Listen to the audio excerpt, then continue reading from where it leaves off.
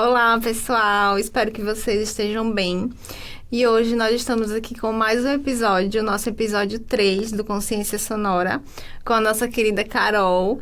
Ela é coordenadora e docente aqui da instituição Unima e ela vai se apresentar um pouquinho para vocês agora. Olá, boa tarde. Eu hoje, sou coordenadora de psicologia do curso da psicologia da Unima, mas sou docente da casa já há 10 anos, Há 10 anos que eu atuo como professora e além de psicóloga, tá? Minha formação é em psicologia clínica, mestre em psicologia pela Universidade Federal de Alagoas, E onde também eu me formei. E foi a partir do meu mestrado que eu me encantei pela docência e terminei vindo parar, nas salas de aula como professora e agora como coordenadora de curso. E hoje a gente vai falar um pouquinho sobre desafios acadêmicos, um pouco mais voltado para as pressões e expectativas dos alunos, visto que a Carol, está há muito tempo aqui na instituição e acompanha muito esses alunos. E eu queria que você falasse um pouquinho de como é que funcionam as atividades aqui, como é a instituição, como é que os alunos chegam aqui, como é que acontece, de forma cronológica, como é que os alunos chegam, de fato, aqui na instituição, assim, no sentido de comportamento mesmo e emoção. Certo. Atualmente, como eu estou à frente do curso, a gente, desde o início do ano, a gente, para planejar um curso, desde matriz curricular, a gente vai tomar como base a DCN do curso, tá? Para pensar os planos de ensino. Então, o que é que a gente pretende com cada disciplina, em cada período que o aluno ele tenha condições de compreender e de aprender. Então, o primeiro passo é esse, é a gente construir um plano pedagógico adequado que contemple a DCN e que forneça ao aluno as habilidades e competências necessárias para atuar futuramente como psicólogo, certo? Durante esse planejamento, a gente vai pensar justamente que o aluno, quando chega, ele vem muitas vezes já saindo do ensino médio. Então, a gente tem um número muito grande de alunos com 16, 17 anos saindo da escola e já engrenando na universidade. Mas a gente também tem tido um número grande de alunos na segunda graduação.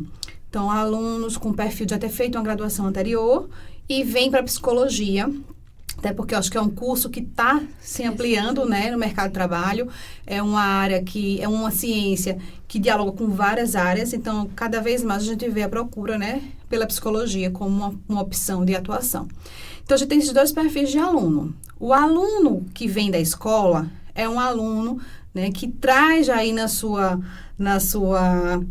construção uma imaturidade. Então, ele está saindo do âmbito escolar e ele vem ainda carregado de alguns costumes, de alguns comportamentos escolares, certo? E aí esse é o grande desafio do docente, da coordenação e da instituição para poder maturar esse sujeito no processo acadêmico, de mais autonomia, de responsabilidade para o âmbito acadêmico e a formação profissional. O aluno que já é de segunda graduação, já é formado, um aluno adulto que já vem, já trabalha no mercado de trabalho e chega, ele tem um perfil diferenciado no sentido de maturidade, tá? Ele é um aluno que compreende melhor algumas dinâmicas da universidade, algumas coisas da sala de aula, porém, ele é um aluno também mais exigente. Não que o aluno mais novo não seja exigente, mas ele, por não compreender algumas dinâmicas, ele fala menos, ele se queixa menos, ok? Então, hoje a gente tem esses dois perfis. E para nós docentes, coordenação e instituição, tem que ter um cuidado para poder atender a uma diversidade de expectativas que chega. Porque quando a pessoa chega... perfis diferentes, Com certeza. E quando o aluno chega no instituto de ensino, ele tem as expectativas dele. E que nem sempre vão ser atendidas como ele quer. Isso é importante. O que eu tenho visto muito na coordenação é que vêm os sonhos, os desejos, as expectativas, construídas na cabeça. Sim. Mas quando a gente chega na realidade, eu tenho uma disciplina, é esse o conhecimento que eu vou ser passado, então às vezes não bate. E aí alguns se sentem frustrados, enfim. Então, esse processo é normal e faz parte da maturidade né, que a gente vai adquirindo ao longo do curso para sair daqui um profissional formado, competente e habilidoso, né, para o mercado de trabalho. E até quando a gente fala mesmo sobre pressões, né, expectativas, a gente lembra muito a questão familiar também, né? Que às vezes um aluno, ele chega aqui não por pressão da família, mas assim, com a expectativa de que o filho ou a filha seja aquela profissão. E aí muitos alunos chegam aqui e às vezes não tem essa identificação com o curso, né? Ou criam uma expectativa. E, por exemplo, cada instituição, ela tem não uma modalidade, uma característica. Uma didática diferente, isso. Né? Então, a elaboração de nota, os trabalhos, e aí acontece muito em relação às pressões. E aí eu queria que você falasse um pouquinho em relação, assim, disso, da identificação, como é que os alunos... eles chegam e como é que eles agem quando eles se encontram em um curso onde eles não estão tendo essa identificação. Se eles procuram, né, para entender, ou se às vezes é só uma ansiedade mesmo de estar ali numa rotina nova. Mas a gente também entende que muita gente não faz teste vocacional, por exemplo, né? E aí chega aqui muito cru e acaba gerando essa insegurança mesmo, né? Durante a graduação. A gente tem, eu vejo, né, eu recebo muito aluno quando vem aí do colégio para cá, com algumas demandas ainda escolares. Então, espera que a gente vá, né, até eles e fale, e explique e mastigue, né, o passo a passo. Nós temos aqui na Unima até um pouco disso. O aluno, ele não chega aqui perdido. A gente faz uma semana de acolhimento, a gente orienta. O corpo docente também tem essa função, né? O professor de sala de aula é um grande parceiro, porque consegue acompanhar mais minuciosamente o aluno no dia a dia. Mas a gente sente ainda isso, essa angústia por achar que está num mundo muito solto. No colégio, já está o costume, às vezes os pais vão para o colégio, né, tomam algumas satisfações. E o mundo da universidade, a gente não consegue atender da mesma forma que o colégio.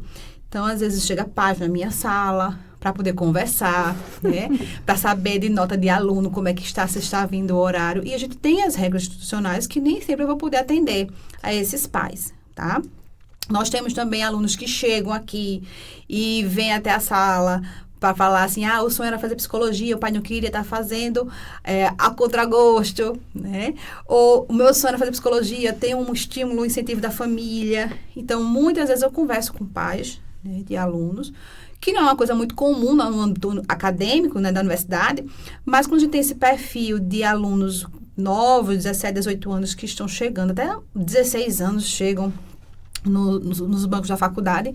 Então, isso termina a gente tendo que também amenizar, né, acalmar esses pais, explicar um pouco de como é o curso, de como é feita a matriz curricular e aí terminar a coordenação fazendo esse papel.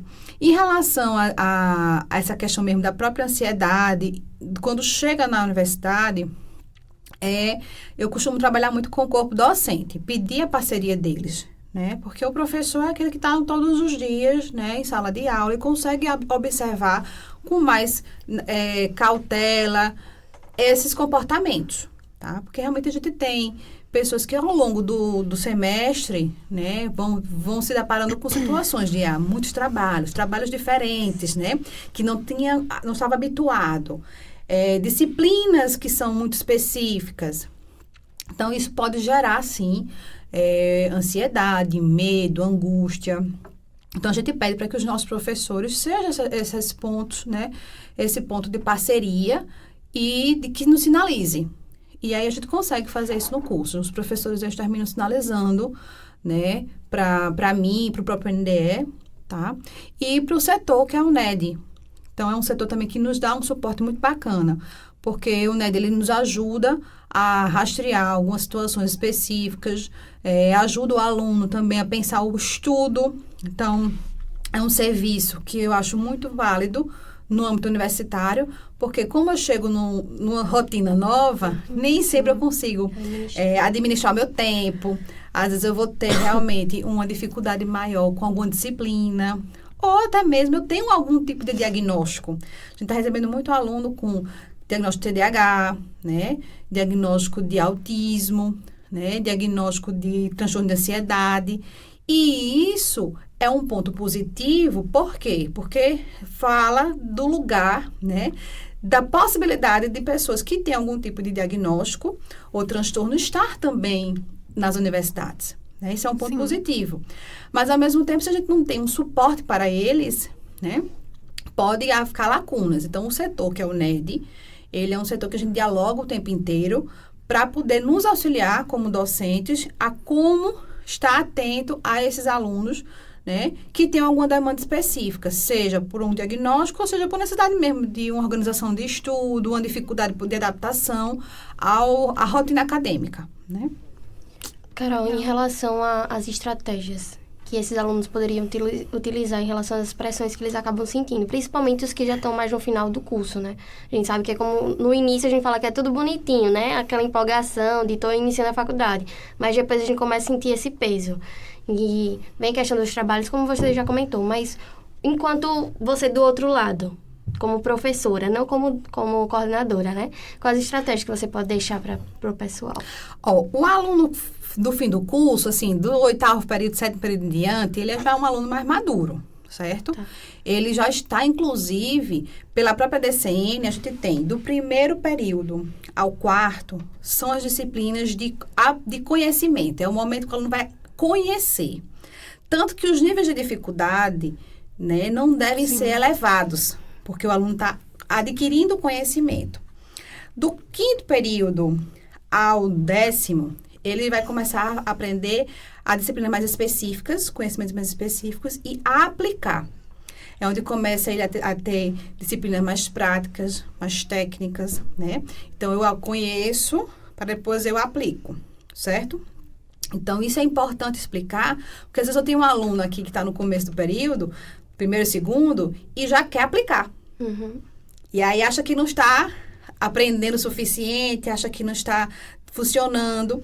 Enquanto tem gente aqui no 7º, 8º, que não está aplicando corretamente porque não aprendeu lá, não conheceu lá atrás. A base, né? Entende? Então, uma matriz curricular, ela é feita muito amarradinha.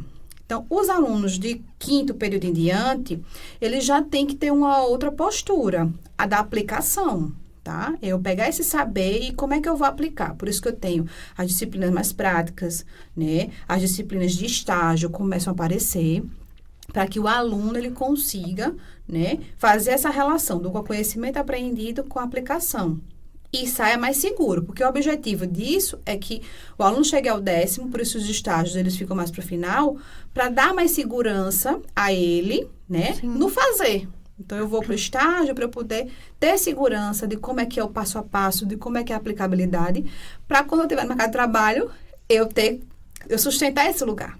Né? Mas sabemos também que é um momento de muita angústia, porque se eu tenho ansiedade lá na frente, porque é algo novo, aqui, no fim, a gente já tem os desafios de como vai ser quando eu me formar, né? Quais são as áreas que eu vou querer me direcionar, né? A gente vai vendo que vai começando assim, eu gosto mais da jurídica, eu gosto mais da saúde, eu gosto mais da clínica. Então, já vai havendo esses encaminhamentos, porém, vai dando esse processo mais de ansiedade no aluno, de angústia, porque ele fica, será que eu vou conseguir me encaixar? Será que eu vou arrumar um emprego? Né? Será que eu vou gostar disso? Então, uma dica, né? Sempre estar buscando se atualizar. Então, em que sentido? Estar atento ao que os professores vão indicando em sala de aula, né? O professor, ele é essa via de parceria, né? O professor tem que ser parceiro do aluno e o aluno entender isso, porque ele já tem uma experiência, né? Uma experiência de mercado de trabalho, né? Quase todos os nossos professores estão atuando aí fora também. Sim. Né? Então, e não só em uma área, né? Em várias. Então, acho que isso é importante. O aluno, ele começar a perceber, ver o que é que ele mais gosta, né? Participar de atividades extra sala de aula, então, eventos, né? Cursos, congressos. Por quê? Porque isso vai dando uma amplitude. Eu vou vendo outras pessoas, eu vou vendo diálogos, eu vou conhecendo áreas. E vou vendo, isso aqui eu gosto. esse aqui eu fui para um curso, fiz um curso, eu fui para um congresso, não é isso que eu quero. Então, vai dando essa visão mais ampla. Porque se ficar só na sala de aula, só com o que o professor passa de atividades e de texto, vai chegar ao final e vai ficar limitado.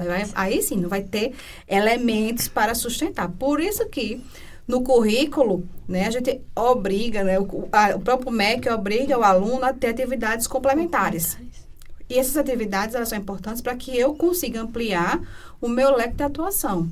E o meu olhar crítico, né, aprender um pouco mais. Então, esses alunos que estão já no finalzinho, eles têm que ter esse encaminhamento. E aproveitar bastante as práticas que são ofertadas, né? Exatamente. Recentemente, a gente fez uma pesquisa de campo aqui na instituição mesmo. Quem não viu, vá lá conferir. Tá no Instagram e na nossa rede social do TikTok também. Justamente querendo saber, não foi, Mai? Tipo, quais são os desafios que os alunos daqui enfrentam? Obviamente que a gente perguntou para o pessoal da noite e a gente entende que muita gente trabalha, né? Então, o foco maior das respostas foram justamente essas, a otimização de tempo em relação ao trabalho e faculdade. E aí você, como psicóloga, né? Queria que você desse uma dica para o pessoal em relação, assim, mais dicas em relação ao autocuidado mesmo e a gestão de tempo. E a autocobrança, porque a gente percebeu que eu tenho que estudar no final de semana, porque eu já venho do trabalho para cá. Então fica esse questionamento, mas também a gente entende que é tão cansativo, que às vezes tem gente que acha que isso não vai valer a pena. Uhum. E aí foi uma das queixas principais dos alunos, pelo menos da noite daqui. A gente perguntava o problema e pedia uma estratégia. Ele sempre falava essa mesma coisa. Mas será que essa estratégia está sendo realmente bem bolada? Sim. Porque se eu passo o final de semana todo só estudando, se eu também preciso descansar, né? Sim. Também tem que ter esse cuidado. E aí, isso também atende um pouquinho a gente. E aí... Uhum. O aluno que precisa trabalhar durante o dia para estudar à noite, né? É o aluno que vai ter um nível estressor, né? E um nível de cansaço muito maior do que aquele que só precisa estudar. Bem isso. Né? Então, de manhã, eu tenho muitos alunos que só estudam. Esses alunos que só estudam, que são o público matutino, tá?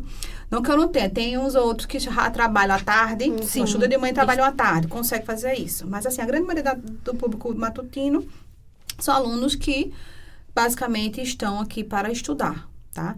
Então, ele tem um perfil de maior disponibilidade para participar de eventos, ele fica aqui mais tempo, ele aproveita melhor os recursos da universidade, então ele aproveita melhor a biblioteca, ele aproveita melhor os espaços das salas que estão disponíveis, ele consegue terminar a aula, almoça lá no mini shop e consegue ficar à tarde, né, emendar para uma palestra, para um mini curso, ou fazer um trabalho aqui mesmo de grupo. Então, ele está otimizando melhor o tempo dele. O aluno do noturno, durante a manhã e tarde, ele está trabalhando, certo? Isso. E aí ele tem só horário da noite para poder fazer esse processo de aprendizagem. E ainda tem um complicador, né? A gente tem muitos alunos que são de interior, que terminam vindo à noite, né? E alunos que trabalham o dia inteiro. E o complicador é que quando dá umas 9h30, que a gente vai dar 10 horas, quando dá 9h30, a gente já vê que o rendimento da turma já não está adequado. Então, isso faz com que, para o professor, certo, que está com as turmas na noite, ele tem que ter um manejo melhor, né, em termos de estratégias de sala de aula, para que esse aluno, ele não se sobrecarregue. Uhum. É um grande desafio. Por quê? Sim. Porque o aluno que também está estudando, né, mas trabalha, infelizmente, ele vai ter que abdicar em algum momento de algumas coisas. Sim. Tá? Isso é uma verdade, é um fato. E eu tenho que, dentro do que eu vou precisar abdicar, né, organizar a minha rotina de estudo. Então, vão ter semanas mais tranquilas, que não tem trabalhos, que é mais conteúdos, que eu consigo ler esses conteúdos, às vezes, meia hora antes de vir para a aula, ou tirar uma tarde do fim de semana e conseguir atualizar os conteúdos, tá? E eu aproveitar meu fim de semana melhor, então fazer o meu lazer, porque é preciso dormir, descansar, organizar a casa, tem muitas mulheres, por exemplo, que trabalham, estudam à noite e no fim de semana ainda tem os filhos e a casa para administrar, tá?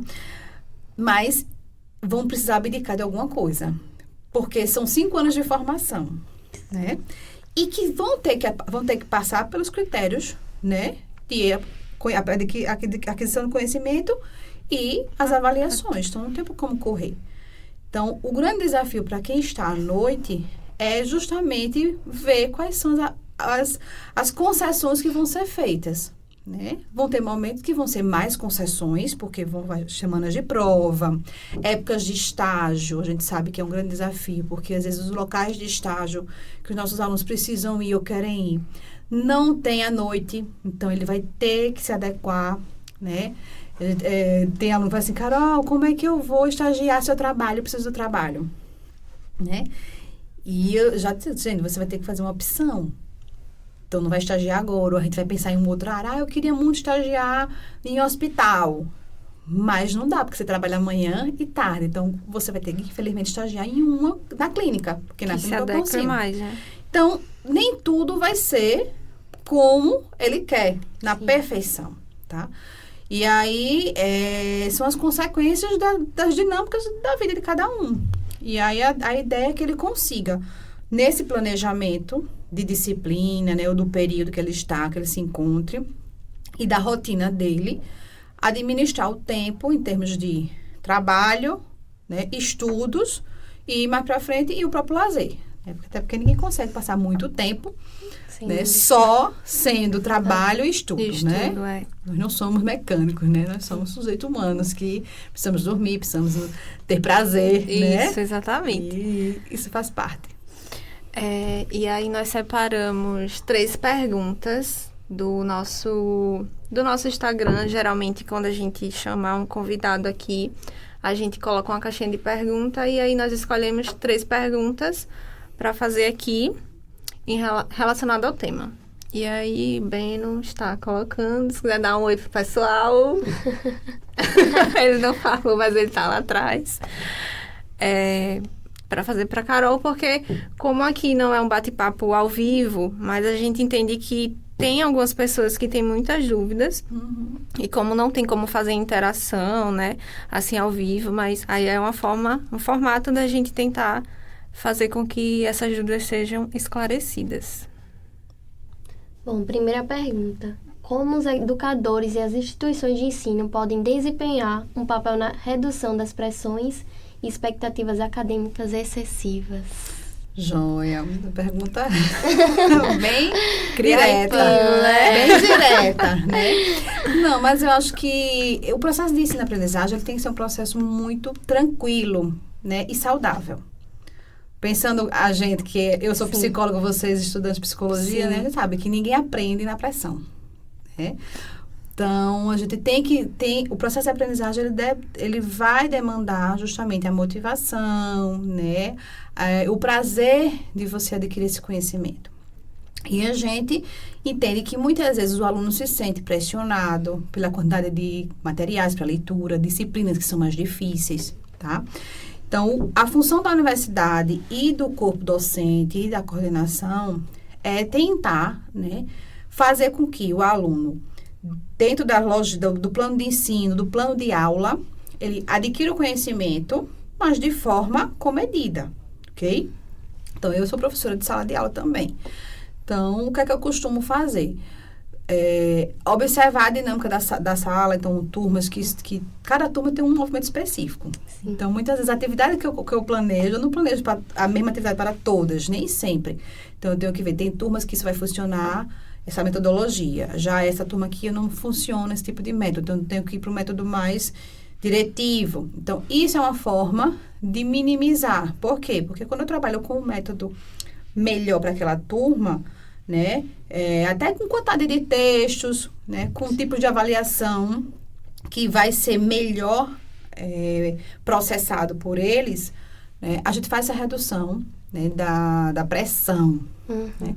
Uma outra coisa que eu escuto muito e que, assim, de certa forma me preocupa, tá? Algumas vezes é essa necessidade, não sei se é a palavra ser necessidade, mas assim, essa relação, às vezes, entre professor e aluno, como se existisse já um tensionador nessa relação, né?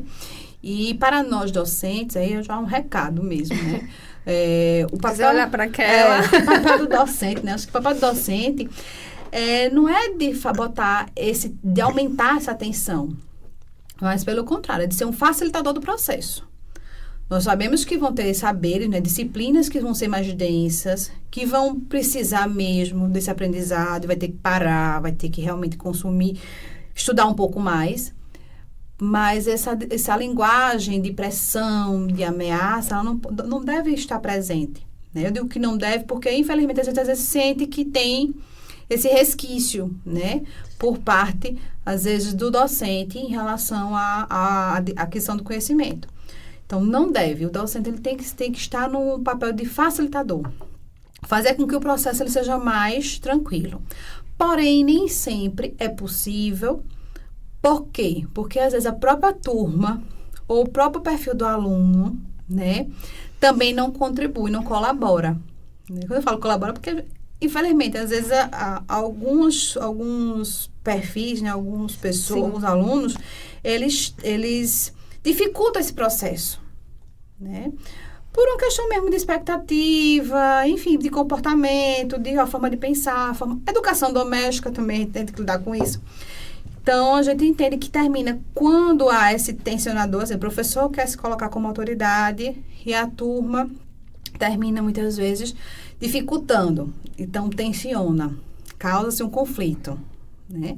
Então, isso é uma coisa que a gente tem que estar pensando. Porque causa justamente isso, essas pressões excessivas no contexto. Porque aí o professor termina assumindo o lugar de autoridade excessivamente e põe essa pressão no aluno. Né? Então, tem que ser um ambiente moderador. Sim. Um ambiente de aprendizagem com tranquilidade. Tá? A instituição em si, eu acho que, falando muito da Unima, né, que é onde eu posso falar, eu acho que ela vem proporcionando muitas possibilidades de redução mesmo, né, desse processo. Então, tem, como eu falei, o NED é um setor que ajuda aí no processo mesmo de planejamento de estudo, né, um aluno que tem mais dificuldade de como estudar, então ele pode ir no setor, fazer seu planejamento de estudo, seus horários de estudo, isso é uma via que facilita, tá? Instrumentos no próprio campus. Então, áreas que você consegue estudar com mais tranquilidade. Então, oferecer um espaço para que aquele momento de estudo seja um momento mais prazeroso e eu consiga cumprir com a atividade acadêmica. Sim. Porque quando eu não consigo cumprir, quando eu não consigo estudar, eu me sinto mais cobrado. Né? Eu não vou entregar no prazo do trabalho, eu não vou conseguir tirar uma boa nota na prova, certo? E eu acho que o outro grande desafio é o calendário acadêmico, que é a grande questão, né? Todo mundo fala, por que o calendário acadêmico é tão apertado? E assim, os cursos semestrais, né, a maioria dos cursos hoje é semestral. Quando eu me formei, na minha época lá, há 13 anos atrás, né, em 2010, quando eu... Não calculem. Eu entrei em 2003, 2004 na Federal, na UFAL, e terminei em 2010, foi quando eu me formei. Mas, assim, nesse período era anual, o curso de psicologia. Não era semestral. Então, a gente passava um ano inteiro, tipo, não aguentava mais. Então, eu via, tipo assim, vocês estudam uma disciplina 6 meses, que não tinha nem 6 meses. Eu estudava a disciplina um ano inteiro. Nossa. Então, era bem mais denso, bem mais cansativo. Eu acho que o fato da semestralidade que veio, né, com as novas GCNs, facilita isso. Porque você fica 6 meses, praticamente 5 meses, estudando uma disciplina. Muitas vezes a gente vai dividir, então, psicopatologia, por exemplo, que era um ano, você tem a 1 e a 2, que é o conteúdo maior, né? Mas tem disciplinas que são mais curtinhas, como ética. A ética, em um semestre, você dá todo o conteúdo de ética, certo? Então, eu acho que a semestrada, ela ajuda a você ir com mais calma, você, às vezes, acha que é corrido, mas você tá conseguindo digerir aos poucos, tá? O conteúdo, do que você passa um ano inteiro, né? Ia ser mais maçante, certo? Então, acho que é um ponto positivo ser semestral. E o calendário acadêmico, ele é influenciado por N fatores, né? Nós estamos na instituição privada. Então, um dos fatores é essa entrada de matrícula, né? Então, o aluno, ele chega até que dia ele pode chegar. E outra coisa, muitas vezes, são os feriados. Esse ano, brinquei, né? A maratona de feriados. Né? Então, a gente tá aqui em um mês de novembro que eu tenho 5 feriados. Então, isso impacta diretamente no calendário acadêmico, porque você tem aí 5 dias que não são úteis, que seriam dias de aula e que vai impactar no conteúdo. Então, o professor vai ter que redimensionar. Então, quando nós temos mais feriados, quando nós temos mais eventos, quando nós temos mais atividades que são extra-sala, impacta no calendário. Mas eu acho que a semestralidade, ela é um ponto positivo para o aluno, porque ele sabe que ele iniciou, ele tem 4 meses, não chega nem a ser 6 meses, mas 4 meses, 5 meses, ele matou essa disciplina. E aí já vem uma motivação a mais, né? Vem um descansozinho. É menos um período. É menos um. Aí já vem outras disciplinas diferentes do que eu ficar um ano inteiro estudando a mesma disciplina. Acho que é mais denso, né? Que o currículo mais antigo, a gente tinha conhecimentos muito juntos. Então, hoje no nosso currículo, dá um exemplo. As matrizes. As matrizes são disciplinas base, teóricas, né? Das escolas de psicologia. Na Universidade Federal, quando eu me formei, quando eu fiz, era teorias e sistemas, todas juntas. Um ano inteiro eu estudando, né, teorias e sistemas, que era a disciplina, a psicanálise, a fenomenologia, a cognitivista e o comportamentalismo. Hoje a gente tem isso dividido em 4 disciplinas, tá? Em um semestre. Então, o aluno ele tem mais tranquilidade, inclusive, de acessar esse conhecimento com mais calma do que ele todo misturado numa disciplina só. Tá? Eu acho que são alguns pontos positivos que isso vai favorecendo. Isso é o quê? Isso é PPC, isso é DCN, isso é planejamento acadêmico. Todo um conjunto por trás, né? Oferta também. Estou falando demais, mas oferta, horários. Isso é uma coisa importante. Como é que a gente monta um horário? Muitas vezes, a forma como o horário é montado favorece também o aluno, certo? Eu agora mesmo, eu disse, a gente conseguir deixar praticamente quase um dia sem aula, em todos os períodos, certo? Isso é bom, né? Porque o aluno, às vezes, precisa de um tempo. Tem aluno que tem pais que só vai estudar 4 dias, só vai vir para 2 horas de manhã. Mas pra gente, não. Mas isso é importante, porque ele tem um dia livre, para ele poder botar em prática, em dia. As online que a gente tem é uma realidade, a disciplina online, tá? Poder também botar em dia os assuntos da semana e ter esse lazer. Então, quando a gente planeja uma oferta, os horários do período, né? Quando é possível, a gente faz sempre isso, para poder também tranquilizar esse processo de pressão, né? De conteúdo, de carga horária de aula. Nem sempre a gente consegue com perfeição atender todo mundo, mas a gente consegue administrar bem isso. Então, já quando eu pensar os horários, a gente pensa nisso. Muito bom a sua colocação, né? Então, vamos para as últimas perguntas. Como a pressão acadêmica afeta o bem-estar dos estudantes e que conselho você daria para lidar com isso? Vamos lá, até eu falei um pouquinho, mas assim, em relação ao bem-estar, como eu disse, se eu tenho, né, uma tensão no processo de ensino-aprendizagem, se isso não é algo legal, se isso não é algo que vem como sendo uma motivação, tá? Já vai me impedir de aprender, de ler, já não vou querer. Já vai ter um bloqueio, né? Justamente. Então, o bem-estar, ele está associado a uma aprendizagem mais rápida, de maior qualidade. Então, quando eu venho para uma aula que eu gosto, uma aula que o professor, ele traz uma dinâmica bacana em sala de aula. Quando o assunto é um assunto que eu gosto, você vê que o aluno, ele se empenha, ele se engaja, ele aprende mais rápido, tá? Quando eu estou num ambiente que é tensionador, que é ríspido, que às vezes é uma disciplina que eu nem me interesso muito, isso já vai impactando no processo de leitura, de participação do aluno, né? Desempenho, tá? Então, esse é um dos pontos. O bem-estar, ele tem que estar associado. E o aluno, ele precisa também começar a se perceber.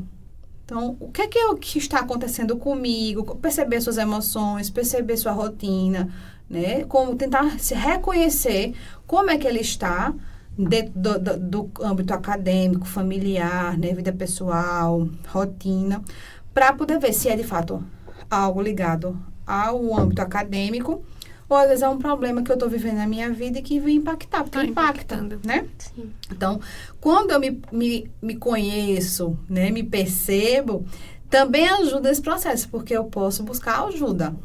Né? Então, a gente tem hoje um número muito grande de pessoas, não falo nem mais, de pessoas mesmo que estão com crise de ansiedade, que estão estressadas, que têm uma série de situações, que são situações que vão provocar uma pressão que não é só ligada ao âmbito de estudo, mas que está na vida e impacta aqui. Certo? Então, o primeiro ponto é se conhecer e, caso for possível, né, buscar ajuda. Então, eu sempre reforço. Às vezes, aluno de psicologia não quer fazer terapia, né? Ou não faz terapia. Né? Não é que todo mundo tem que fazer, o que é uma coisa obrigatória, mas isso é um processo também de maturidade. De autoconhecimento, né? De autoconhecimento, de maturidade, porque é um curso muito denso, né? É um curso muito intenso também. Então, isso é não só de psicologia, mas qualquer aluno, qualquer sujeito na vida acadêmica, né, que se perceba precisando de um espaço terapêutico, eu acho que vale a pena também pensar nisso. Mas também pensar no bem-estar alimentar, no bem-estar físico, do sono. E quando eu administro bem o meu tempo, quando eu estou bem na minha vida pessoal, quando eu gosto do que eu estou estudando, né, quando eu tenho um suporte acadêmico bacana, esse processo é muito mais tranquilo, né? Mas quando a gente vê que tem dificuldades em algum setor desse, algum problema, vai dificultar a aprendizagem, tá? Perfeito. Vamos para a última, para finalizar. Quais são os sinais de que um estudante está sofrendo devido a essas pressões e expectativas acadêmicas? Para a gente encerrar, Carol. Um dos primeiros sinais pode ser o baixo rendimento, tá? O aluno, ele não está apresentando rendimento, ele tem nota baixa, ele não está participativo em sala, ele não comparece. Então, por isso que eu digo que o professor, ele é um grande responsável e colaborador, parceiro nosso nesse momento, tá? Porque se ele percebe que o aluno, ele não está vindo, ou ele não está se engajando, ou ele não está rendendo, é o primeiro sujeito que tem que chegar junto do aluno e ver o que está acontecendo. Por quê? Não está conseguindo vir? Por que está faltando? Por que você não está conseguindo atingir a média? E ele rastreia. Tá? Muitas vezes o aluno não está conseguindo ter um bom desempenho porque é muita quantidade de assunto e não está dando conta, está elegendo o que está estudando, né? Ou é uma situação fora universidade que está impactando, tá? Enfim, então, o professor, ele termina sendo essa pessoa que pode auxiliar. Esse alicerce, né? Justamente, porque ele está ali acompanhando. E, muitas vezes, também, eu, como coordenação, também termino fazendo esse papel. Às vezes, o aluno chega, né, com um problema lá na sala e eu escuto e vou também tentar, junto com ele, arrumar a solução. Então, a gente termina fazendo esse combinado de ser também um colaborador para que o aluno consiga chegar a uma resolução, tá? Então, nota às vezes a gente vê situações sintomatológicas mesmo, né? Então, já tivemos situações de ter crises de ansiedade durante a sala de aula, dificuldades, às vezes tem uma crise de pânico quando vai fazer uma prestação de trabalho, né? Crise de choro. Então, isso é uma realidade não só no curso de psicologia, em todos os cursos. Né? Então, isso são sintomas, são sinais de que algo não está bem. E aí, a gente precisa abordar, conversar, e ver soluções, né? Pensar junto com eles soluções. Muitas vezes chegam lá, estou com um problema maior do mundo. E às vezes não é um problema maior do mundo, mas para o sujeito e está angustiado. Isso. E quando a gente chega entende o problema e dá uma solução, fica bom, graças a Deus que deu certo. Então, para a gente é uma besteira, mas para o outro pode ser um problema enorme. Isso. Então, estar junto do aluno, né, ajudar ele a pensar uma solução, isso é papel também do educador, seja professor, seja coordenação, seja instituição de ensino. Tá? Então, a instituição de ensino ela vai ajudar nos diversos dispositivos que ela tem, tá? Para poder pensar e estar atento a esses alunos. E o professor que está na ponta também, tá? Mas acho que seria isso. Notas, que a gente vai vendo que não está bem. Comportamento em sala de aula, também não são indicadores de que o aluno pode estar com alguma dificuldade, certo? Eu acho que no maior no geral, é isso que eu costumo perceber. Perfeito, né? Eu acho que foi bem importante as suas falas também e até trazer você aqui, porque às vezes a gente só escuta o lado do aluno. E aí, né, vem uma professora representando todos os professores, todas as dificuldades também que os professores passam. Então, E você trouxe coisas muito bacanas aqui falando, assim, dos bastidores mesmo. E às vezes a gente, como aluno, acha que meu Deus, por que não fizeram isso e isso, né? é mais fácil. Por que não fez essa aula ficou nesse dia? Foi, né? exatamente. Tem muito isso. Mas muito importante, né, você trazer isso e relatar também as dificuldades e também o que vocês passam no âmbito acadêmico. Eu queria agradecer, né, pela participação, pelo apoio e por todo o conteúdo que você trouxe aqui. Tenho certeza que vai ser muito enriquecedor para as pessoas que assistirem. E que vocês que assistiram, né, levem essas dicas, porque nós, enquanto estudantes, passamos por muita coisa, mas realmente busquem apoio da instituição, porque os professores estão sempre ali de prontidão para poder ajudar. É isso. Eu costumo, só para terminar, eu costumo sempre dizer, né, que a gente trabalha muito na parceria. Muitas vezes o aluno toma a instituição ou toma o professor e a coordenação como inimigos. Eu não sei por quê.